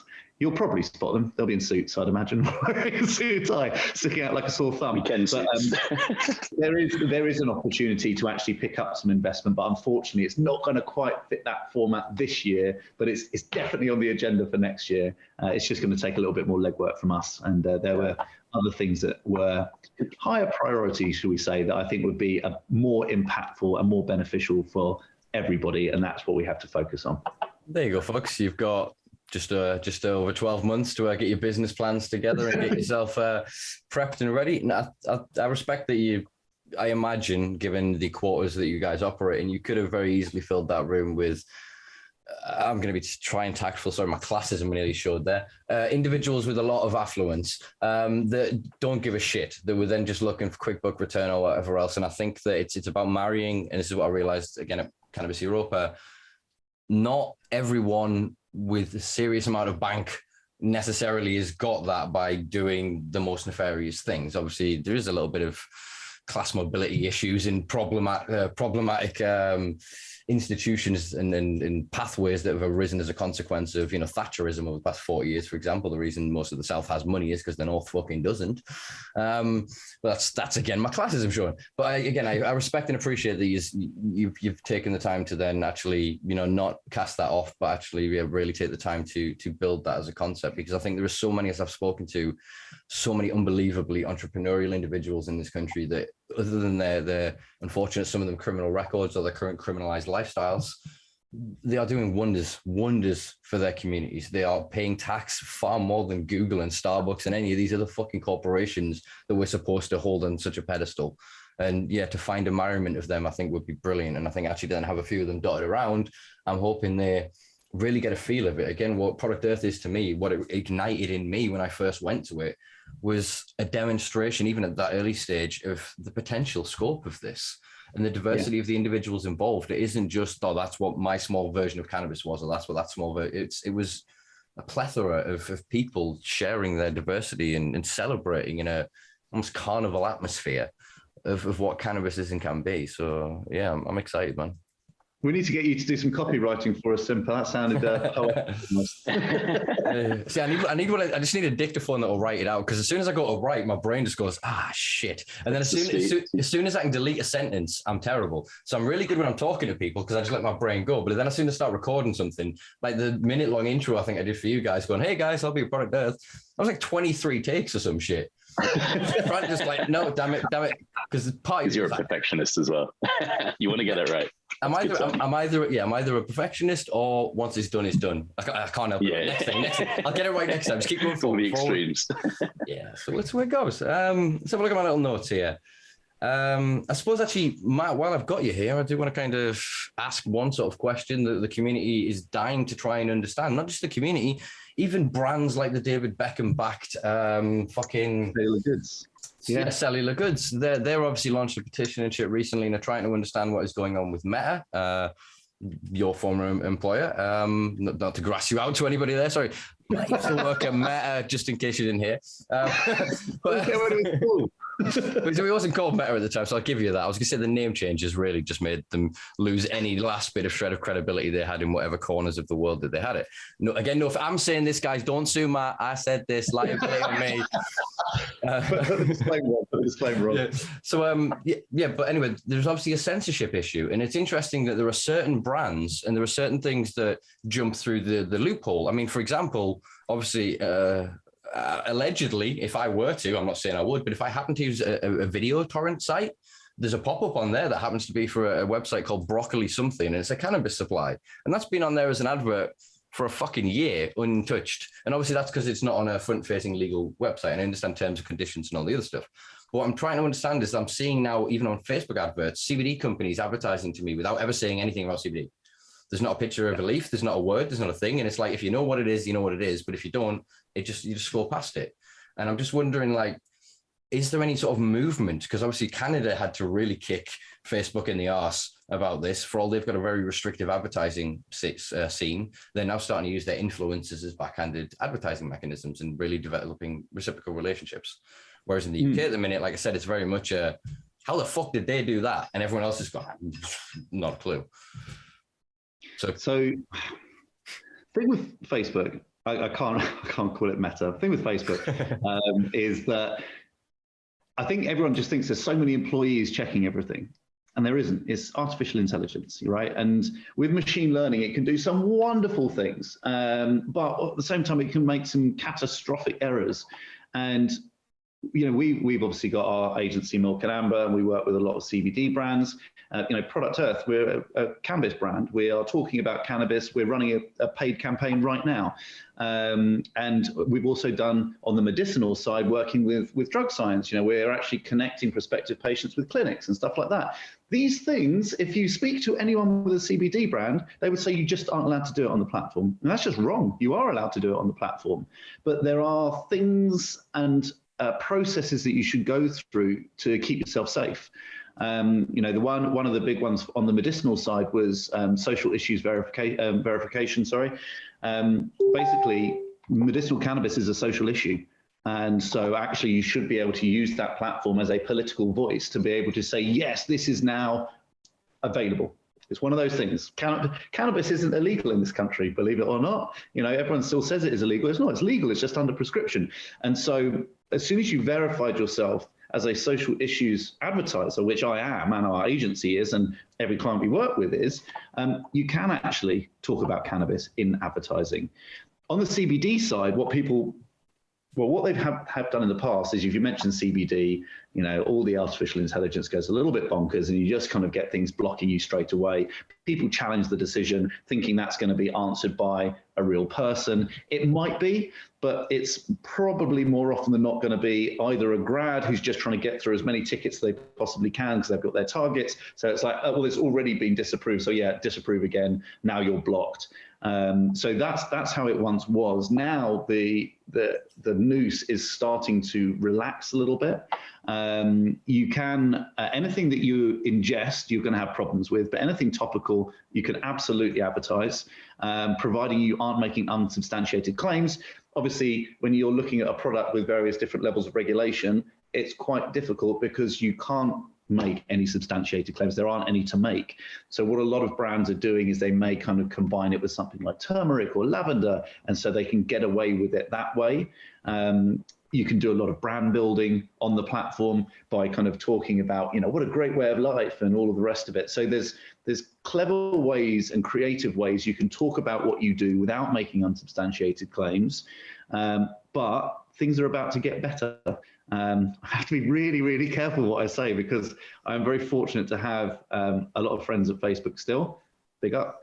And also, they get quite high in the company, not literally, obviously. Don't say that. Cut that out. But we have had word that there is going to be a bit of a shift in policies with regards to CBD, and I think that's really exciting. Obviously, we've got these novel food applications coming through, so I was having a conversation with them saying, look, this is an opportunity to do another social issues verification type process, but I've been told it might not even be as complex as that. So they've seen the opportunity. Facebook makes money, that's what they want to do, and this is a huge industry, multi-billion-pound potential ad spend, and they'd be crazy not to capitalize on that. The platform LinkedIn, do you know what? As far as cannabis marketing goes, LinkedIn's really good. You've got quite a lot of flexibility on what you can do. It's a really interesting audience as well. You also don't get the negativity that you do on some other platforms. There's a lot of trolls that spend too much time on social media. Put your phones down, people, get outside. But they like to have a moan. But LinkedIn, they are there acting as professionals, and people can see what they are, and they'll connect it with their potential careers. And so you tend to have a more positive conversation. And then the one that's probably the hardest to be using right now, which is such a shame because it's such a powerful tool, is TikTok. It's not all about teen girls doing, synchronized dancing. It turns out you can actually sell a lot of products on there, and you can do so organically. It's a great platform for creators. I'm always kind of divided a little bit on influencers. It's kind of just a bit of a random thing to do, but also, you got to get that food on the table. And if you can do that by adding value to people's lives, then I think that's a good thing. And people are actively making money with CBD on TikTok right now. And whilst I've also heard from an internal source that there is no plans to change the paid media side, they are also kind of looking at ways of being more flexible on the organic side. And if you know how to use the platform properly and understand the trends and how you can both focus on quite a nuance and also reach those trending articles which are reaching the masses, you can do some wonderful marketing on there. But yeah, it's hard to keep up with all the platforms, to be honest. We haven't really done too much on Snapchat. The ones we tend to focus on are Facebook and Instagram, just because I spent 12 years there, so hopefully I understand the products quite well. But we're expanding into these other platforms, and it's a great way to connect with people. So yeah. Excellent. I think obviously we'll have a continuation of our conversation in terms of verification. Again, all rhymes, absolutely, all rhymes all the time. But yeah, thank you for sort of sharing that. That will help a lot of my audience. I'm quite limited because of the content of the conversations. I don't really show up unless people typically subscribe and whatever else. People obviously share. Well, I'll tell you what, Simpa, just a quick tip for anyone that is looking to run a cannabis business on either Instagram or Facebook. The best thing you can do is make sure you set up with the Meta Business Suite. And the reason for that is you're not going to be chatting to an automatic, like a bot, essentially, which is going to churn out the same old crap answers to you over and over again. You can get into contact with someone at Facebook within 3 minutes. It's a bit of an arduous task when you're on there and you're kind of chatting and the whole conversation might take you an hour, but you are speaking to a real person, and you can actually resolve quite a lot of the problems that you might be facing, even if it is just to understand why is your page being blocked, or something like that, and how long it's actually going to be blocked for. So set up your business suite or your business manager. They keep changing the fucking names, but it's really easy to do. Take you 5 minutes, and then everything you're going to do across the platform just becomes a hell of a lot easier. There you go. Perfect. Yeah. All I was going to say is that for quite sort of still low numbers, there's a lot of people that are at different levels within the industry, but I think they will have found the content of that really quite interesting. So yeah, thank you for the tidbits. I'm quite aware of the time, and you're obviously both very busy men, so I'm gonna ask maybe a couple more questions. I've got one that we were talking about obviously Product Earth being this perfect showcase of kind of what the cannabis industry is. Have you had any correspondence or any consideration of correspondence with any political figures, whether it be councillors, politicians, whomever, or is this too much of a contentious space to invite them into potentially? Well, funnily, we've got Jonathan Pye at the show. Yeah, that was going to be one of my next questions.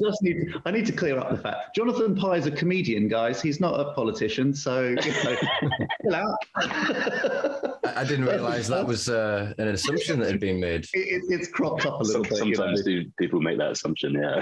We like to jump on the Tory scum narrative, but he's a comedian and we can't wait to see him. Yes, the answer is yeah. We obviously want to connect with political figures. We do have, as Pasha mentioned earlier, people like Gavin, Sathi and Nathan, who's got a really good network, and we are speaking to people. Unfortunately, that stigma does carry across to the political world, and people don't necessarily want to be seen at the show, in spite of the fact that, you've been there, Simpa, it's just a lovely place to be, and it's actually like, wow, what was all the fuss about? So we are still working on it. I think as we start to speak to the press a little bit more on the build up to the show over the next kind of 6 weeks, we will be engaging with political figures a little bit more, see if we can get people there. I'd love to see Jezza there, to be honest. Told Jeremy Corbyn. It'll be great to have him at the show. But yeah, look, there's a lot of active politicians right now that I think could learn a hell of a lot from being at the show. I think we've got a lovely community there, so they could have a nice, safe experience and actually sit down and listen to people. Be an actual politician. Don't be a twat. Yeah, well, I mean, that's very beneficial. If you look at how many of them just went to Glastonbury, and you think of the amount of drugs, excess, and sex, and everything else that's going off, they're quite happy to be associated to that. I can understand that. I think it may be worth, and I'm happy to open my diary as well. Diary, is that what you call it, where you put names in? God, that's an antiquated thing. Jesus Christ. My younger listeners, we used to have a little book thing, right? And you'd write down people's names and addresses and stuff. Jesus Christ, my contacts, that's what we say these days. I'll open my contacts to you. Some of the drug policy groups within the political parties, I think it would be expedient and important, it's not the word I was looking for, but it would be decent of us to have as many from as broad a spectrum as possible. Because for all you've got Lib Dems at this point are still pitching the same fucking idea from 10 years ago. They had an opportunity to have that conversation, did fuck all. The Greens are pitching the same closed conceptual idea that they haven't advanced any material idea or model for. The Tories are saying one thing and doing one thing, two different very things, but I'll get too political. And Labour are just fingers in their ears right now. But if we can get people from the different organisations, maybe even for all the maybe already hijacked organisations, the Conservative Drug Policy Reform Group, Labour Drug Policy Reform Group, especially in the potentially Crispin's departure is going to leave some holes in some very important positions where other people are going to fill. So I think there should be some interested parties out there that even if they can't come, their assistants or part of their entourage can in some way attend and just go, wait, I walked in there and didn't die. Even as much, exactly. Even as much as that, they can just go, right, next time actually you probably could come in and be fine. You know what I mean? How many of the average no offense to anybody, but how many of the average cannabis consumers in this country can name their politician or a politician by face, other than like Jacob Rees-Mogg or somebody else that becomes a living meme? Most people are just not in tune to that. Do you know what I mean? Especially in the cannabis community. So I think that they've got nothing really to worry about. You know. Come see, we're not bad people. Come have a look. Come peer behind the curtain. I mean, look, we had Baron Lenzie at the show last year, and I don't think anyone would have picked him out of the crowd. But I welcome any politicians to come. I think they should realise it's a safe space. We're not going to try and put words in their mouths. We're not going to try and trip them up. We just want to have a pleasant discourse and try and understand what we can be doing to forward the movement and understand what's slowing it down. Because I think the problem is when you're in your own echo chamber and you're not embracing other conversations, it can get quite toxic. And I think that happens a lot in the cannabis community. And that kind of tends to close doors, not open them. And so, we're going to be doing a lot of work in this space. Just need to close it out. I think we've got a handful of stands left to sell. And once they're done, we can shift gears and start going on that PR running, making sure we're getting some interesting folks across the line as well. Excellent. There was a question I was meant to ask earlier, but I'm going to quickly ask now anyway, because it's something that's been kind of brought up. The courtyard orientation, is that changing? Is it going to be different?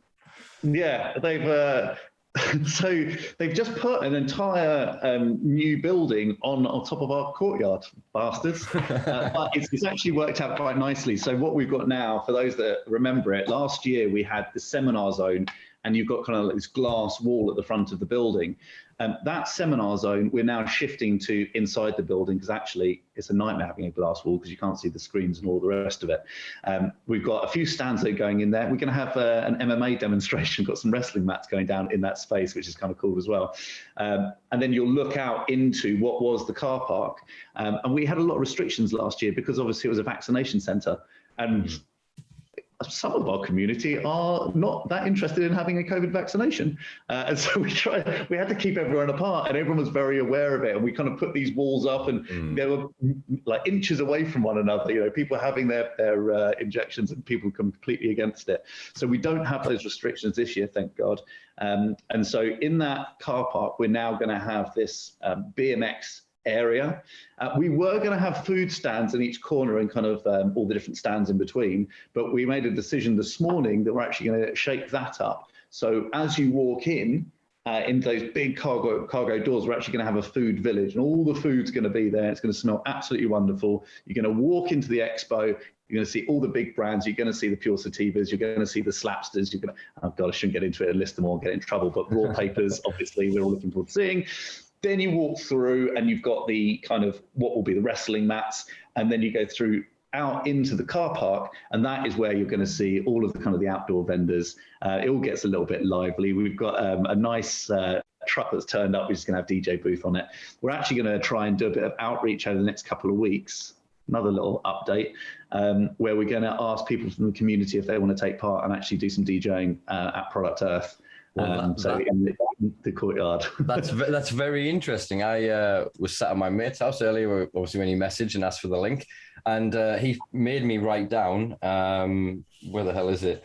What is the music going to be at this year's event, and do you need any hard dance? He's an old school vinyl DJ from the first rave series. So he's got an eclectic collection of some really hit us up on Festival Friday, isn't it? What we need. Eclectic is definitely what we need. I mean, you've got to remember, we're going to have this. You're going to be playing as the backdrop of the music to essentially a first of a kind BMX invitational at a cannabis show. So I'm very excited about that. But it's going to chop and change as well. So we're going to have music playing, then you've got Jonathan Pye, who's going to come on and do a comedy sketch, and this is out of season. Like, he isn't going back actually into doing his tour, I don't think, until like September, October or something like that. So that's going to be really unique, and it's just going to be a bit of a mishmash. It's going to be quite chaotic, I think, in the car park, but that's how we like it. And then as you go up and, you know, we get into the after dark, the music becomes a little bit more serious. And that's where Mills get to flex their muscles and their ridiculous equipment. And we get loads and loads of sound complaints. And then, well, I say sound complaints. There's one thing we are doing right now, thanks to Raw Papers. Another plug. We're trying to do a silent disco. So our license stops us playing live music at like 11 o'clock, as pretty much every outdoor event actually has. But we have found a loophole, and we actually have, because we have a paddock outside which will hold a certain amount of people, we can apply for a temporary notice, which will allow us to do a silent disco. So we are going to be able to have live music going on till much, much later. And you can sit down and have your shisha and eat all of your wonderful food and have a lovely time, and then get a good restful sleep before the morning foraging starts. Wow, you really have covered a lot of bases here. It is, as you spoke of at the start of this, it's an experience. And yes. I think that it is exactly that. Hopefully for sort of the newbies and people that have, you know, myself several years ago, that'll walk into this and will see the diversity. And it's now showcasing more than ever what is cannabis culture, in my opinion. And I think that, yeah, again, I speak to it and just sort of bigging myself up. But the fact that you've hired me to do the work that I'm doing, I think that is very indicative of and emblematic of what it is that you're trying to build here. So I wish you obviously the best of luck, obviously, with the next 6 weeks of extreme stress. I will, understand that it may take me a minute to get a reply. And I'm just sort of, apologies for that. Yeah, I normally ask sort of what does the future hold at the end of the recording, but I think The future holds Product Earth in about 6 weeks, folks. So you need to either get a Bristol on your bike to get a half-price ticket, or you use the discount code Simpa and you save yourself 10% anyway. And thank you both for taking the time to do this. Really appreciate it. Not at all. Thank you for having us. Really appreciate you taking the time. If anyone's got any ideas of anything that can help reduce anxiety, then we'll probably need that over the next 6 weeks. So let us on a postcard, I guess. Yeah, I'm sure I can post some studies. I've got a solution for that. Thanks for having us, Simpa. It's been great. No worries. If you give me 2 seconds, I'll just do a bit of housekeeping and we'll have a quick chat. Cool. All right, folks. Yeah, these were the team from Product Earth. We'll include links below where you can get tickets, more information about the event. And yeah, a few of the other things that we kind of brought up. I've made some notes somewhere amongst the scribbles on my pad of things that we brought up that I want to reference. Thank you to these two for putting up with what could have been quite a difficult conversation there for some of the content that I brought up, but you did well. I appreciate that. I respect that. So yeah, if you enjoyed this, folks, do like, share, subscribe. Anything you can do to help me get around all these little shadow bans and different algorithmic limitations that exist currently until I'm smart enough to install this meta suite and seek verification, which hopefully I'll seek to do over the next few weeks. But until then, do check us out on patreon.com/Simpa Life, where you can help me keep the lights on. There's going to be more lights in this place, so I'm going to need more money to keep those said lights on over the coming weeks. So check us out on Patreon and subscribe. All the shit finders everywhere. You know what you're doing. Peace and love, folks. We'll see you next week.